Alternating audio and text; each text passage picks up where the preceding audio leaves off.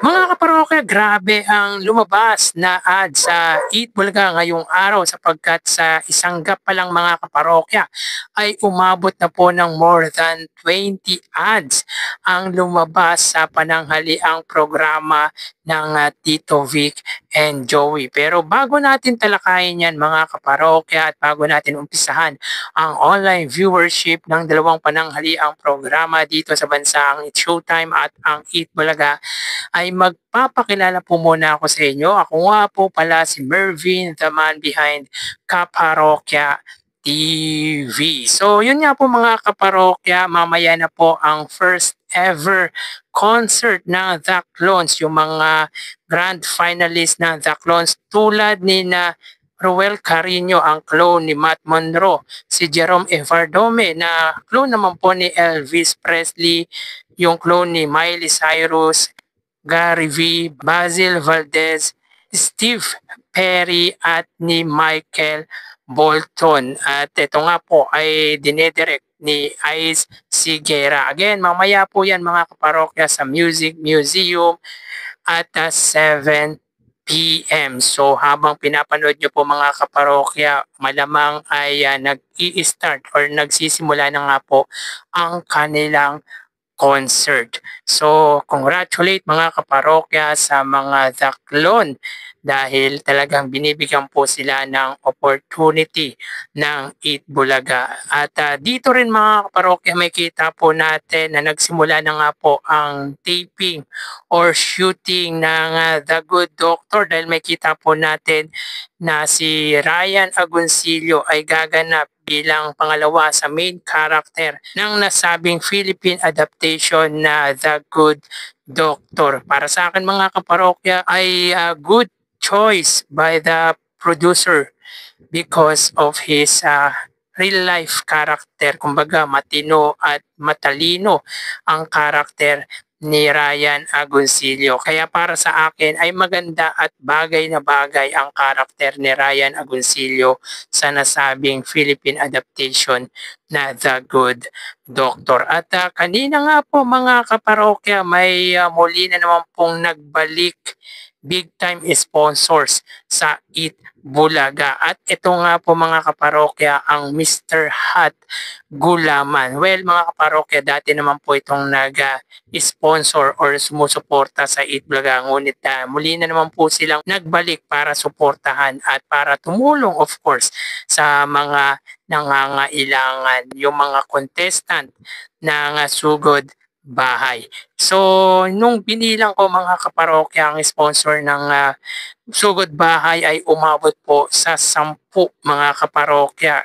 Ito lamang po ata na programa sa bansa ang talagang sinusuportahan ng mga big time sponsors. At isa nga po dito mga kaparokya ang Grain Smart, Kremel S, Hanabishi, Birch Tree, Bingo Plus, PLDT, McCormick, Planax, Holiday Cheese Dog, Footlong at Mr. Hot Gulaman. Sa isang segment lamang po yan mga kaparokya with 10 sponsors, 10 big time sponsors. At sa Pera Fee mga kaparokya ay Game Zone ang sponsor ng Pera Fee. Sa Gimme 5 mga parokya, Bingo Plus, Aji Ginisa at Aji Nomoto. And of course mga kaparokya, sa The Clones Open ay meron po din itong big time sponsors. Nakaligtaan ko lang pong ilista mga kaparokya. So sa mga viewers po natin dyan, paki-comment naman po ang sponsors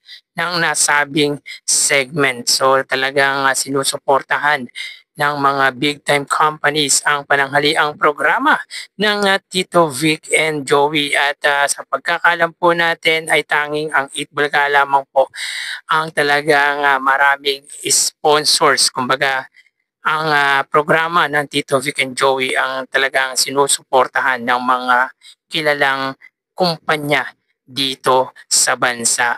So congratulations mga kaparokya sa Eat Bulaga at sa Mr. Hot Gulaman. It's nice to be back mga kaparokya bilang sponsors ng nasabing noontime show. So magawi tayo mga kaparokya sa views na naabot nga po ng It's Showtime. Ito nga po mga parokya, sila ay may 106,000 views. So na-reach po mga parokya ng It's Showtime ang target number of views or yung average views nito na 100,000.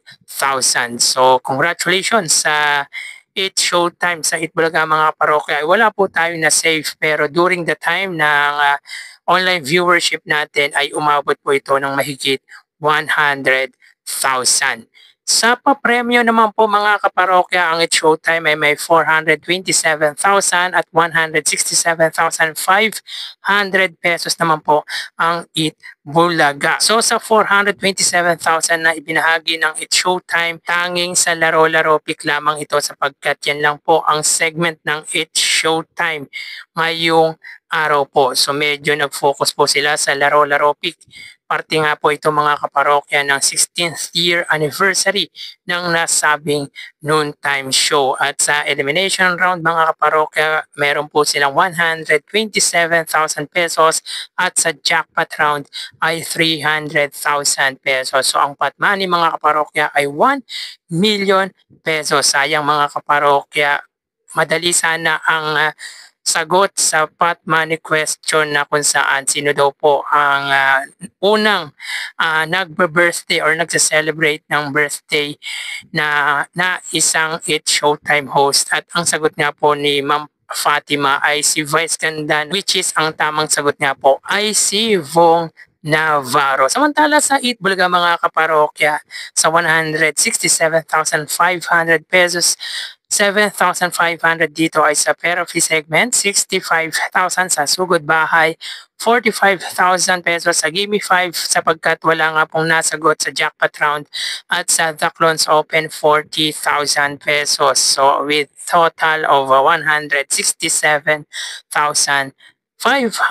pesos. So pagdating sa pamimigay ng papremyo ay angat nga po dito ang Eat Showtime at lamang po sila ng more than 200,000 pesos against sa Eat Bulaga. So magawi tayo mga kaparokya sa ads ng Eat Bulaga. Wala po tayong na-save na ads para po sa It's Showtime. Pero mga kaparokya, almost breaking the record po ito mga kaparokya. Alam naman po natin, 60 TV ads po ang pinamataas na ads na lumabas sa Eat Bulaga. At ngayon po ay 59 TV ads. So isang ad na lang po ay mapapantayan na po sana nito ang pinakamataas na views ng Eat Bulaga sa kasalukuyan. At take note mga kaparokya, sa unang pagkakataon ay may sa unang gap pa lang ay more than 20 ads na agad ang nakuha ng Eat Bulaga. At dito may kita po natin sa unang gap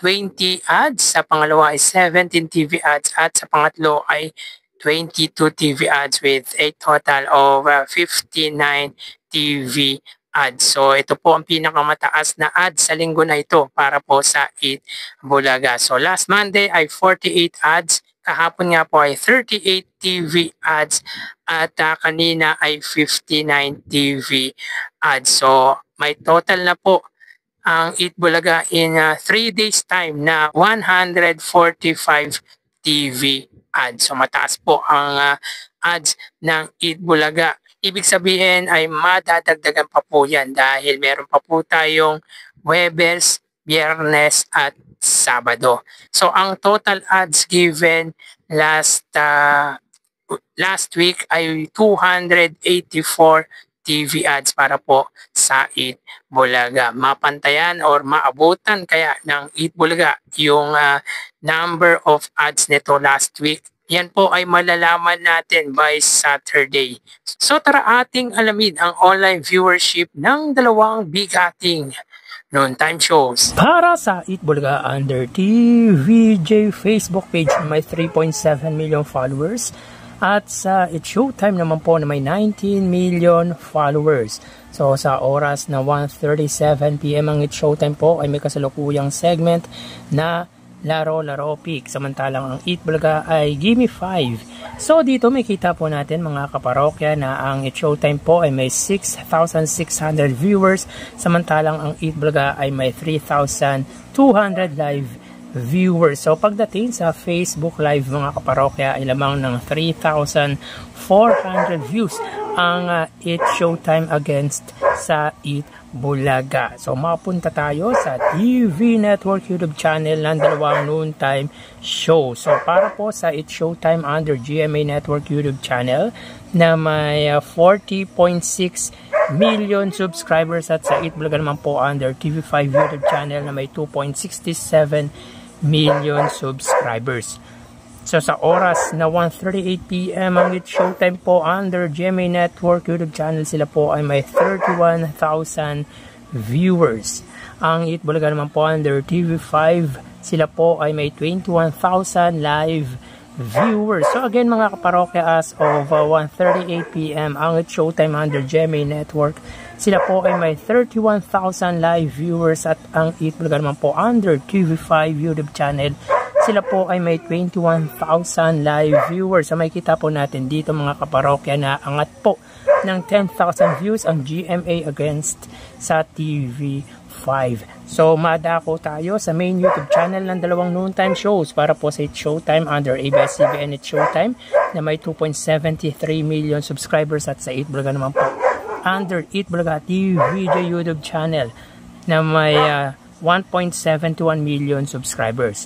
So sa oras ng 1:39 PM ang It Showtime, sila po ay mayroong 102,000 viewers at ang Eat Bulaga naman po ay may 117,000 viewers. So again, sa oras na 1:39 PM ang It Showtime, sila po ay may 102,000 viewers at ang Eat Bulaga naman po ay may 117,000 viewers. So dito mga kaparokya, may kita po natin na angat ng 15,000 views or 14,000 views ang Eat Bulaga against sa It Showtime. So bali ang total na nakuha ng dalawang noontime shows ay dikdikan to mga kaparokya.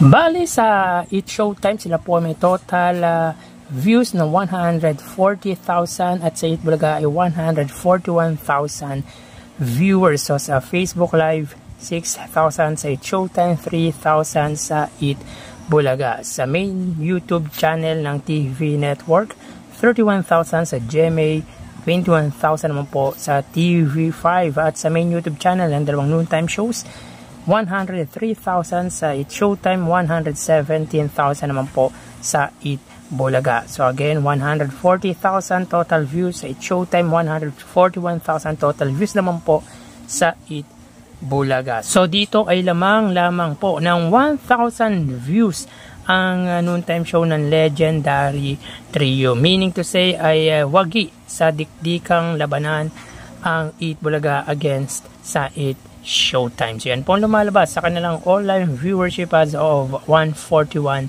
PM. So magpapaalam na po ako sa inyo mga parokya. Magsingat po tayo palagi. Thank you and God bless.